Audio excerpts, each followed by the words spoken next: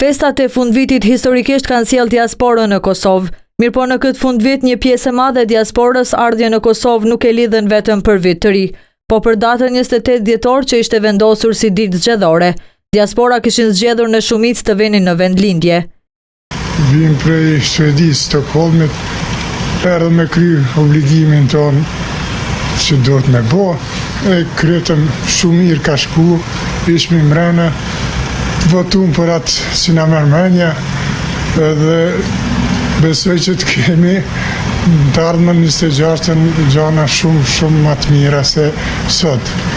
Procesi shkoj shumë mirë, s'kesh shumë njerëz tash mëngjes. Na sot kthehemi në Suedi, po kanë ardhur për një punë tjetër edhe për me votu. Mirë shkoj. E pikërisht për këtë kishin ardhur edhe të tjerë. Ja, po veç komor ka posh ashtu një rast edhe plus për zgjedhje sigurisht. Po festat e fundvitit? Ja, do të më kthy prapë te familja atje. Ka ardhur dhe me vizitu print edhe me votu. Po kthehet po në Gjermani. Sipas statistikave zyrtare nga data 15 deri më 21 dhjetor përmes pikave kufitare toksore dhe ajrore në Kosovë hyn mbi 300.000 persona.